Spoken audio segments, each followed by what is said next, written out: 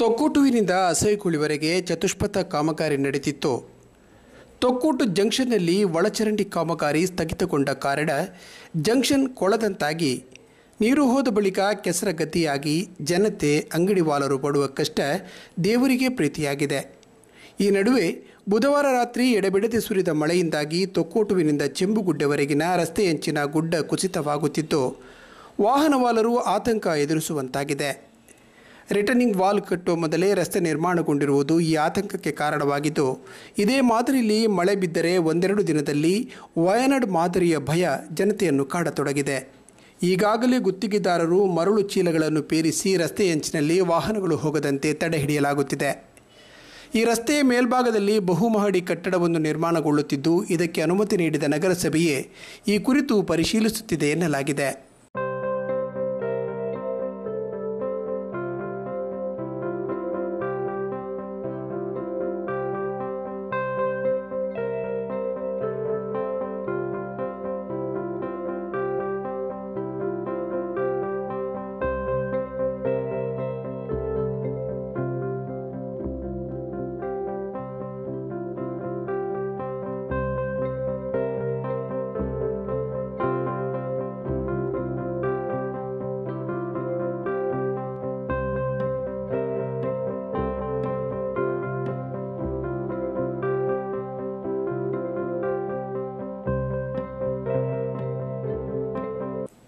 ಕೇರಳ ಕರ್ನಾಟಕ ಗಡಿಭಾಗದ ವರ್ಕಾಡಿ ಪ್ರದೇಶದಲ್ಲೂ ಅಪಾಯಗಳಾಗಿದ್ದು, ಮೇರೆ ಮೀರಿ ಹರಿದ ನೆರೆ ನೀರಿನಿಂದಾಗಿ ಪುರಾಣ ಪ್ರಸಿದ್ಧ ವರ್ಕಾಡಿ ಶ್ರೀ ಕಾವಿ ಸುಬ್ರಹ್ಮಣ್ಯ ದೇವಸ್ಥಾನ ಭಾಗಶಃ ಮುಳುಗಡೆಯಾಗಿದೆ.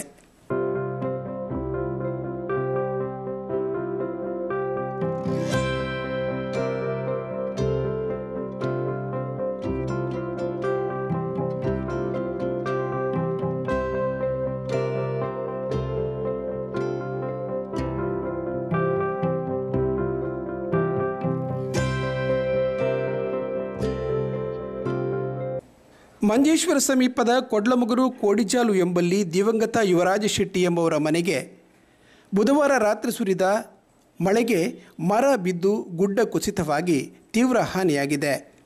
ಮನೆಯಲ್ಲಿ ಇವರ ಪತ್ನಿ ಶಶಿಕಲಾ ಮತ್ತು ಮಗಳು ಇಬ್ಬರೇ ವಾಸಿಸುತ್ತಿದ್ದು, ನಿನ್ನೆಯ ಅವಘಡದಿಂದಾಗಿ ಮನೆಯು ಸಂಪೂರ್ಣ ಹಾನಿಯಾಗಿದ್ದು ಯಾರಿಗೂ ಜೀವಹಾನಿ ಆಗಿಲ್ಲ ಎಂದು ತಿಳಿದು ಬಂದಿದೆ.